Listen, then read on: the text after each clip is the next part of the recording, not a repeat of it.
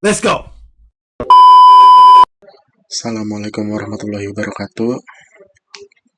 Perkenalkan, nama saya Muhammad Faisal Akmal dari kelas 2A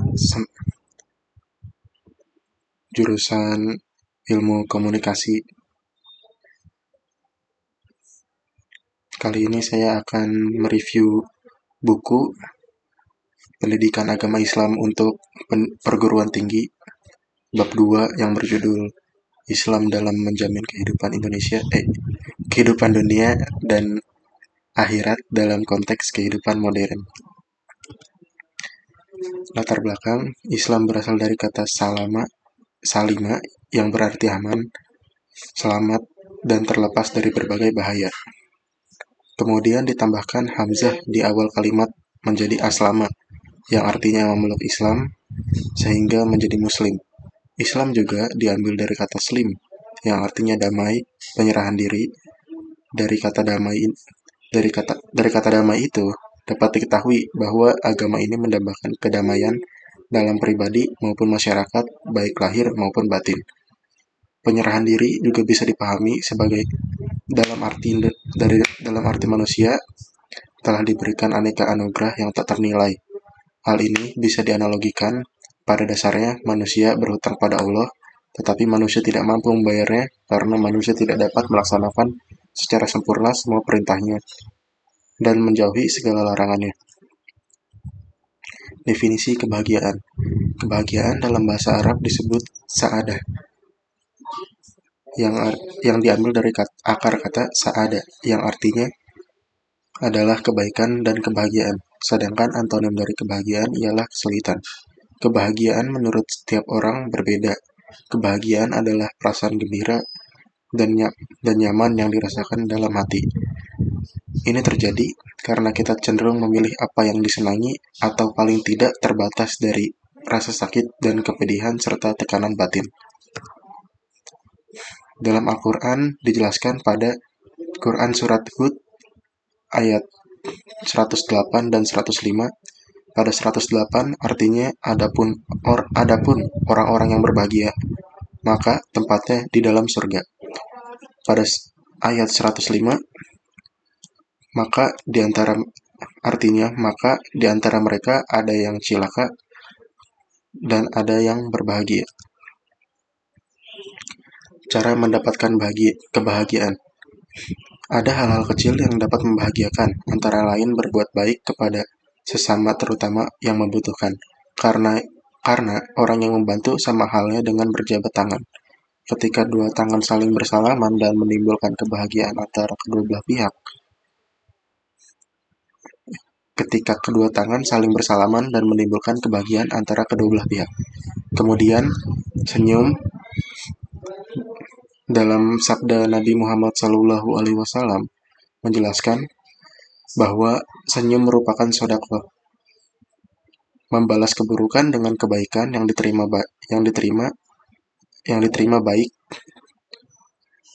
juga dapat mewujudkan kebahagiaan antara kedua belah pihak, sebagaimana dalam Al-Quran dijelaskan pada Quran Surat Fussilat ayat 34. Tolaklah keburukan dengan cara yang terbaik, maka itu akan menjadikan hubungan antaramu dengan dia yang memusuhimu menjadi akrab sehingga ia menjadi bagaikan sahabat kentalmu. Menurut Plato, tidaklah tepat menetapkan kebahagiaan hanya pada satu unsur saja, yakni ilmu, tetapi harus dibarengi dengan unsur lainnya, yaitu kelezatan. Meskipun tidak semua yang dinamai kelezatan itu pantas disejajarkan dengan ilmu, karena kelezatan bermacam-macam. Ada kelezatan ruhani, kelezatan nafsani, dan juga kelezatan jasmani. Aristoteles melengkapi pendapat sebelumnya, bahwa menetapkan kebahagiaan selain ilmu juga butuh emosi atau amarah dan syahwat atau keinginan, karena manusia biasanya mengetahui kebaikan tetapi tidak melaksanakannya. Begitu juga sebaliknya.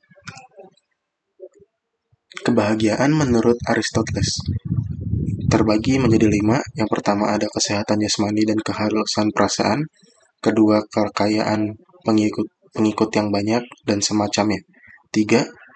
Nama harum dalam masyarakat. 4. Sistem dalam meraih impian, sukses dalam meraih impian. 5. Berpandangan jitu dan luas, berkepercayaan yang benar, dan terhindar dari kesalahan, dan mampu memberi saran yang tepat. Kebahagiaan dunia akhirat dalam Islam. Kebahagiaan dunia itu relatif, berlalu sangat cepat, dan hanya ada pada saat-saat tertentu, yang artinya tidak kekal serta tidak berlaku secara terus-menerus. Dunia merupakan tempat singgah sebagai jalan yang akan menghantarkan menuju akhirat. Dan ada beberapa kebahagiaan yang menjadi simbol kebahagiaan yang hakiki di akhirat, yakni 1. Kehidupan yang baik. Kehidupan yang baik merupakan aspek kebahagiaan terbesar duniawi. Begitu pula akan mengiringi kehidupan ukhrawi. Perbuatan baik ini dimaksud ialah seorang mukmin yang melakukan amal soleh, perbuatan baik kepada orang lain dengan tujuan untuk memperoleh kebaikan dalam segala hal. Kehidupan yang baik di dunia tidak akan mengurangi pahala baik di akhirat, dan pahala tersebut merupakan hal terbaik yang dilakukan oleh orang mukmin di dunia sebagai bekal untuk kehidupan di akhirat yang bahagia. 2. Kabar gembira yang berlimpah. Kabar gembira dalam Al-Quran sering disebut dengan kata al-busyiro atau al-basyariyat. Dengan segala bentuk derivasinya, kata ini terdapat di banyak tempat, baik di Al-Quran maupun hadis. Al-Quran banyak sekali memberikan kabar baik, seperti kabar gembira tentang dikaruniakan seorang anak, seperti kepada Nabi Ibrahim alaihissalam beserta istrinya. Kabar gembira untuk orang yang berjuang di jalan Allah.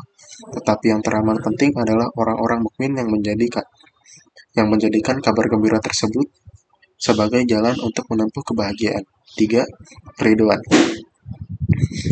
Kebahagiaan dan nikmat itu terdapat pada keriduan terhadap Tuhannya, karena keriduan merupakan jalan menuju Allah yang Maha Kuasa dan tempat peristirahatan para kekasih Allah di semua keadaan.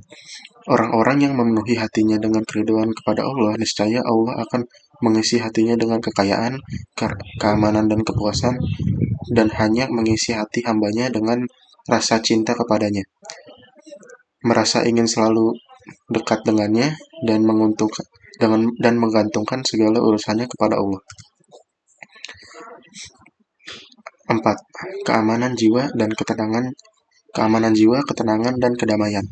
Salah satu perwujudan terbesar dari kebahagiaan orang mukmin adalah pencapaian keamanan jiwa dalam dirinya. Bahkan Allah Subhanahu wa Ta'ala memberikan nikmat kepada hambanya yang Dia ridhoi dengan cara memastikan keamanan mereka di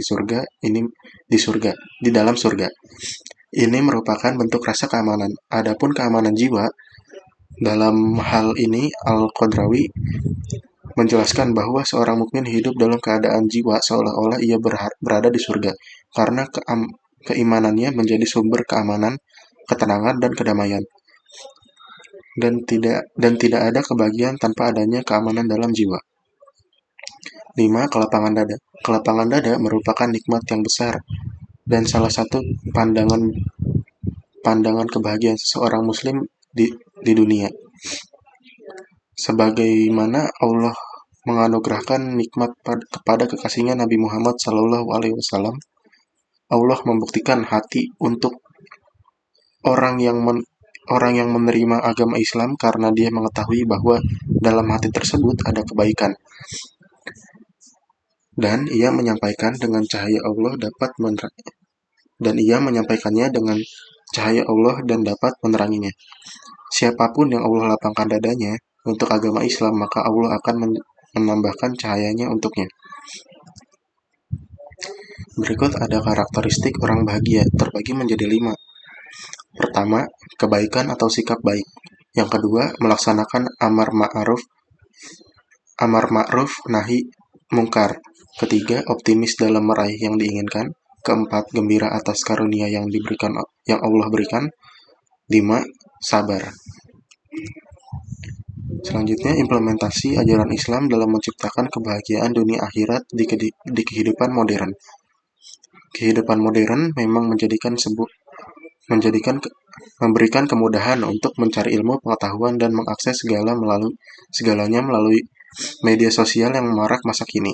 Tetapi keadaan seperti ini juga merupakan tantangan bagi umat Islam, karena ada beberapa orang yang menjalani praktek-praktek agama tidak terlalu memahami makna esensi dalam beragama, melainkan yang terlihat adalah pamer dalam kegiatan keagamaan yang dijalani. Budaya di kehidupan modern seperti pada masa sekarang menjalani keagamaan tidak didasari dari hati dan niat yang tulus, maka umat Islam akan terombang-ambing dengan krisis iman dalam dirinya.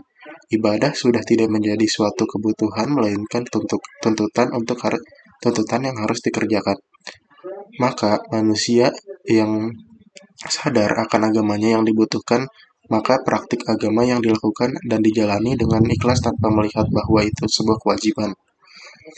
Kehidupan modern yang mengikis keimanan manusia bukan menjadi sebuah alasan untuk tidak berusaha dalam memperbaikinya, melainkan arus modern dijadikan acuan untuk terus meningkatkan ketakwaan sehingga dapat memperoleh kebahagiaan baik di dunia dan di akhirat.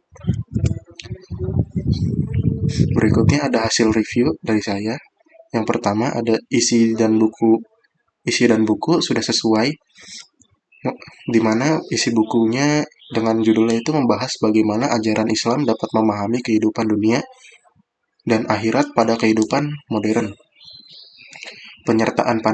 Yang kedua ada penyertaan pandangan ulama dan filsuf seperti Ibnu Sina, Plato, dan Aristoteles.